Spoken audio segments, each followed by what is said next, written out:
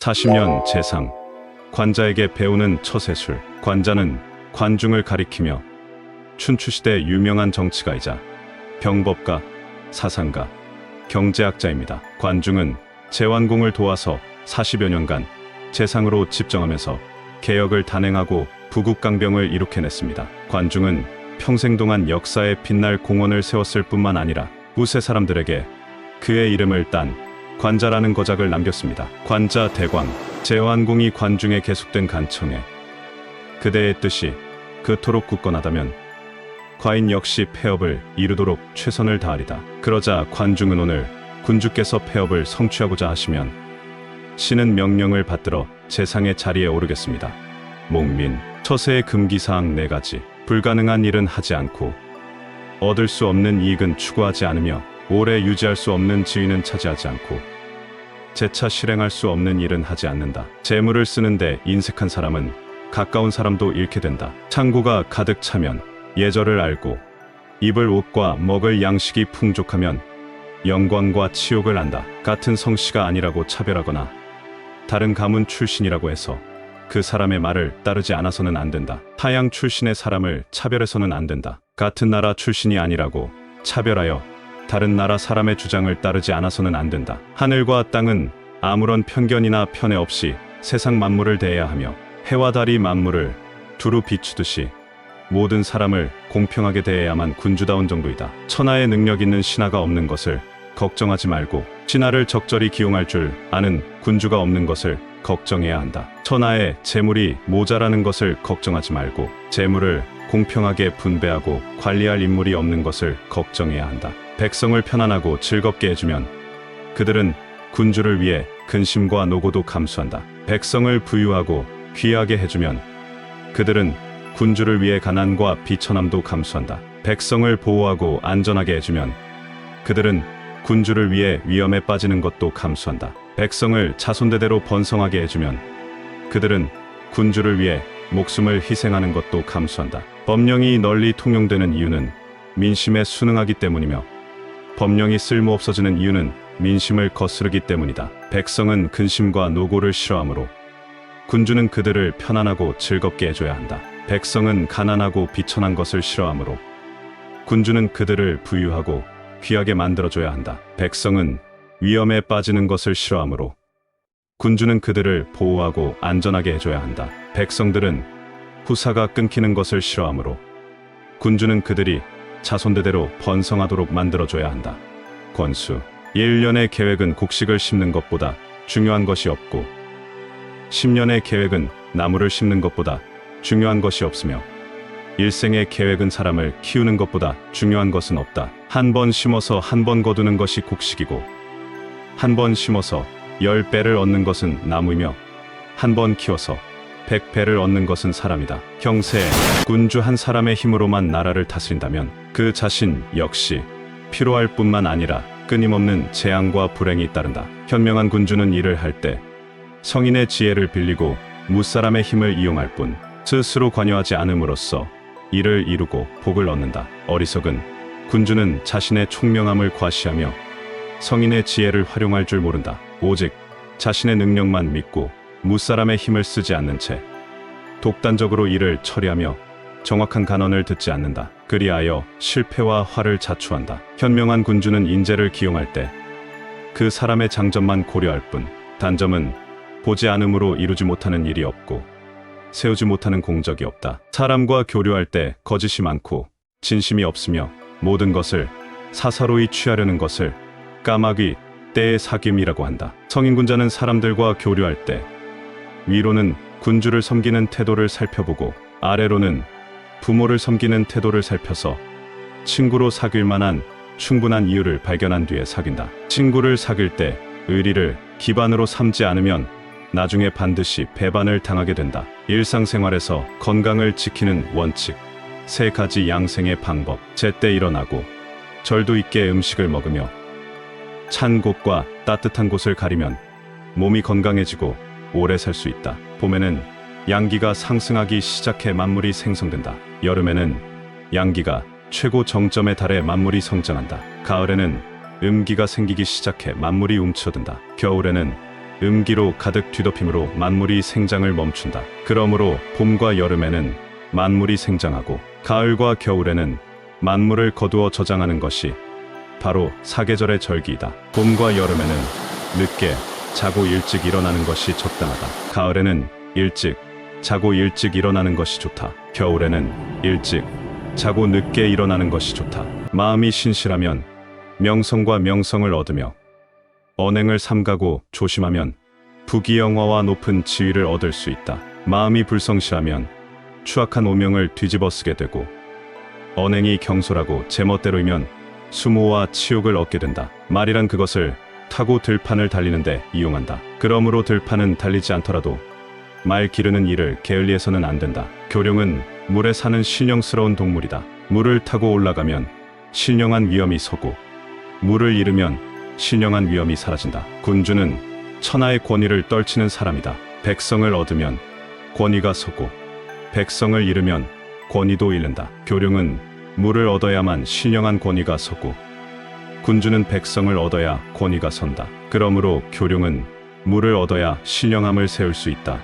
형세, 위아래가 화합하지 못하면 비록 잠시나마 안정되더라도 결국에는 위태로워진다. 게으른 사람은 항상 뒤처지기 마련이고 근면 성실한 사람은 신의 비길 만큼 효과적으로 일을 처리한다. 신의 견줄 일을 잘 처리하는 사람은 아직 문 밖에 서 있다고 말할 수 있다. 집 안에 들어앉은 사람은 평안하고 여유가 있지만 밖에 있는 사람은 피곤하고 지치기 마련이다. 그러니 아침에 게으름을 피우다가는 해질녘이 되었을 때 재앙을 맞이하기 마련이다. 아침부터 자신이 해야 할 일을 잊어버리니 저녁에 제대로 된 성과가 하나도 없다. 주압, 큰 뜻을 도모할 수 있다면 작은 결함 따위는 신경 쓰지 않는다. 큰 방향이 올바르면 작은 문제에는 전혀 구애받지 않는다. 그러므로 천리길은 승으로 곧게 할 수 없고 많은 사람들이 모여 사는 큰 도읍은 수증기로 바닥을 고르게 할 수 없다. 그러므로 군주가 신하를 평가할 때는 이를 잊어서는 안 된다. 입정, 군자에게 잘못을 저지를지언정 소인배의 마음을 사지 말라. 군자에게 잘못을 저질렀을 때는 별다른 원한을 사지 않지만 소인배에게 잘못을 저지르면 심각한 화를 불러일으키기 때문이다. 관중의 가르침이 군자를 업신여기고 소인배를 두려워하며 떠받들라는 말은 아니다. 소인배의 부덕과 사악함을 강조하고 싶은 것이다. 현명한 사람을 보고도 양보하지 않는 사람에게는 높은 지위를 주면 안 된다. 그리고 형벌을 집행할 때 군주의 종친이라고 해서 피하는 사람에게는 병권을 맡기면 안 된다. 승마, 과거의 시간은 일단 사라지고 나면 다시는 돌아오지 않는다. 시간과 절기는 농사를 지을 때 매우 중요하여 숨기거나 버릴 수가 없다. 그래서 과거의 시간은 이미 지나가 다시는 돌아오지 않으니 오늘 힘써 일하지 않으면 내일 재화를 잃어버리게 된다. 살아가는데 명심해야 할 세 가지. 무릇 일이란 사려 깊은 생각에서 시작하고 노력을 통해 성공에 이르며 교만함으로 실패를 초래한다. 깊이 생각하지 않으면 일이 시작되지 않고 노력하지 않으면 성공할 수 없고 교만함과 자만심을 부리지 않으면 실패하지 않는다. 소문, 관중이 첩에게 내가 알 바 아니다 라고 말하자 첩이 말하기를 나리께서는 나이가 어리다고 무시하지 말고 지위가 비천한 사람이라고 업신여기지 마십시오라고 대답했다. 신용을 지키면 백성들이 믿을 것이다. 국준, 때가 오면 즉시 행동으로 옮겨야 한다. 때를 놓치고 나면 영영 기회를 얻지 못하기 때문이다. 때가 오면 행하고 때가 지나면 버린다. 소광, 무릇 군주는 우유부단함과 게으름을 멀리해야 한다. 우유부단하면 백성을 지킬 수 없고 부지런하지 못하면 일을 이룰 수 없다. 백심, 성취를 거두지 못한 자는 당연히 그 성취를 중시하지만 성취를 이룬 자 역시 과거의 성취를 이루지 못했던 때를 더욱 중시해야 한다. 해가 꼭대기에 이르면 기울어지기 시작하고 달은 가득 차면 이지러진다. 정점에 이르면 기울어지고 가득 차면 이지러지면 가장 거대해지면 소멸할 뿐이다. 그 누가 이처럼 스스로 자신을 잊어 없앨 수 있겠는가? 저 천지의 법칙을 본받으라. 추원, 선왕은 파벌을 만들거나 사람들을 끌어들여 동맹을 맺지 않았다. 선왕은 혼자 힘으로 모든 일을 처리하지 않았으며 공로를 혼자 독차지하지도 않았다. 파벌을 만들면 언젠가는 자연스레 흩어지기 마련이고 동맹을 맺어도 결국엔 깨지기 마련이기 때문이다. 그러므로 친한 사이에는 파벌을 만들거나 동맹을 맺지 않는다. 대광, 소백의 사람 됨됨이는 잔머리를 굴리지 않으며 성미는 급하지만 가슴에 큰 뜻을 품었다. 중광, 향락에 빠진 자는 우안에 허덕이고 맛을 중시하는 자는 덕행이 부족하며 조정을 태만히 여기는 자는 정사를 그르치고 국가의 이익에 해를 끼치는 자는 사직을 위태롭게 한다. 무릇 안일함을 탐하면 인생의 목표나 꿈을 상실해 도태되기 마련이다. 심술, 눈과 귀는 보고 듣는 신체 기관이다. 마음이 보고 듣는 일에 관여하지 않으면 눈과 귀는 자신의 기능을 충실히 수행한다. 그러나 마음이 욕심으로 가득 차면 보고 듣는 것을 방해하여 볼 수도 들을 수도 없게 된다. 말을 대신하여 달리지 말고 말이 자신의 능력을 최대한 발휘하게 한다. 또한 새를 대신하여 날지 말고 새가 날개를 활짝 펴고 날게 해야 한다. 몸에서 마음은 군주의 지위를 차지하며 9 구멍은 조정, 대신들이 각자 자신의 자리를 차지하고 있는 것처럼 저마다 다른 기능이 있다. 마음이 정도에 따라 운행하면 9 구멍도 이치를 따르지만 마음이 욕심으로 가득 차면 눈이 앞을 보지 못하고 귀가 소리를 듣지 못한다. 그러므로 높은 지위에 있는 마음이 한쪽으로 치우쳐서 정도를 따르지 못하면 아래에 있는 9 구멍도 그 기능을 잃고 만다. 겉모습이 바르지 않는 것은 덕을 갖추지 못했기 때문이다. 또한 마음이 다스려지지 않는 이유는 마음을 수양하지 못했기 때문이다. 반면에 겉모습을 바르게 하고 마음을 수양하면 세상 만물을 정확하게 처리할 수 있다. 소칭, 신하라면 마땅히 군주에게 충언을 아끼지 말아야 하고 군주는 마땅히 신하의 의견에 귀를 기울여야 한다. 꾸며낸 위선은 오래 가지 못하고 감춰진 거짓 또한 오래 가지 못한다. 스스로 자신을 반성하는 사람은 남들에게 욕을 먹지 않고 스스로 자기 자신을 반성할 줄 모르는 사람은 남들에게 욕을 먹는다. 현명한 군주는 잘못이 있으면 자신의 책임으로 돌리고 좋은 일은 백성에게 돌린다. 잘못을 자신의 책임으로 스스로 경계하며 조심하게 되고 좋은 일을 백성의 몫으로 돌리면 백성이 기뻐한다. 백성을 기쁘게 하고 스스로 경계하고 조심하는 것이야말로 현명한 군주가 백성을 다스리는 법이다. 뇌업, 생각을 크게 하고 굳세지려면 먼저 넓은 아량을 가지고 너그러워지라. 백심, 나의 준칙에 맞지 않으면 설사 이롭더라도 행하지 않는다. 나의 상교에 맞지 않으면 설사 이롭더라도 시행하지 않는다. 나의 상도에 맞지 않으면 설사 이롭더라도 취하지 않는다. 법법, 지나침과 모자람은 모두 정도가 아니다. 현명한 군주는 친척 때문에 국가의 사직을 위태롭게 하지 않으니 친척보다는 국가를 더 중시하기 때문이다. 현명한 군주는 개인의 욕망 때문에 법령을 바꾸지 않으니 이는 군주 개인보다는 국가의 법령이 더 존엄하기 때문이다. 현명한 군주는 소중한 보물 때문에 그 위엄을 나누지 않으니 이는 소중한 보물보다는 권위가 더 귀중하기 때문이다. 현명한 군주는 백성을 아낀다며 그 법을 훼손하지 않으니 이는 백성보다는 법을 소중하게 여기기 때문이다. 경중을 어느 날 관중이 제완공에 건의하기를 1년에 세금 42,000금을 거두었으니 청컨대 그 돈을 전부 하룻밤 새에 모든 병사들에게 포상으로 나누어 주시지요라고 간청했다. 제완공은 아쉬워하며 그대로 따랐으며 훗날 전쟁에서 크게 이겼다. 정책을 시행하고 반년이 지나자 부모는 자식을 가르치고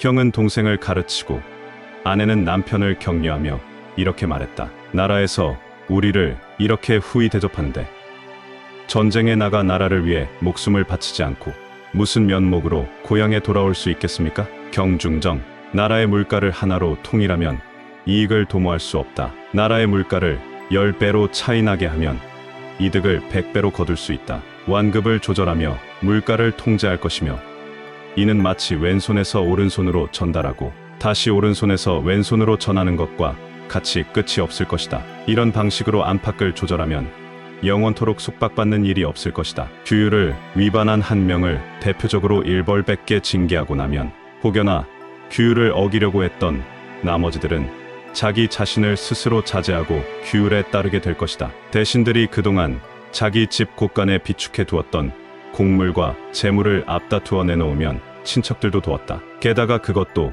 모자라 가난하고 병들고 의지할 데 없는 외로운 사람과 노인들에게 재산을 또 나누어 주어 생계를 도모할 수 있도록 했다. 이로써 제왕공은 안과 의를 행하고 대신들이 형제들과 친근하게 혈육의 정을 나누게 하며 나라 안에 굶주리는 백성이 없도록 했다. 경중무 제왕공이 관중에게 물었다. 초나라는 산동의 강국이여 초나라 백성을 전투에 능하니 과인이 군사를 일으켜 쳐들어가고 싶어도 군사력이 부족해 패하게 될까봐 걱정이 돼요. 관중은 경쟁적인 전투 방식을 경제에 응용하면 됩니다.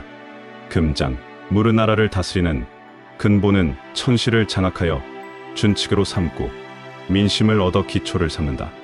폐언, 천하를 얻으려면 먼저 사람을 얻으라. 이를 도모하는데 주관이 없으면 곤경에 빠지고 이를 처리하는데 준비가 없으면 실패한다. 그러므로 현명한 왕은 완벽한 준비에 힘쓰고 신중하게 때가 오기를 기다린다. 성인군자는 나쁜 일이 일어나기도 전에 그 징조를 알아채고 경계하지만 어리석은 사람은 나쁜 일이 막상 눈앞에 닥치고 나서야 그 일의 무서움을 깨닫는다. 성인군자는 나쁜 일의 본질을 파악하고 증오하지만 어리석은 사람은 나쁜 일의 겉에 드러나는 모습만을 증오한다. 성인군자는 미리 앞일을 내다보고 준비하지만 어리석은 사람은 위험이 눈앞에 닥쳐도 미처 깨닫지 못한다.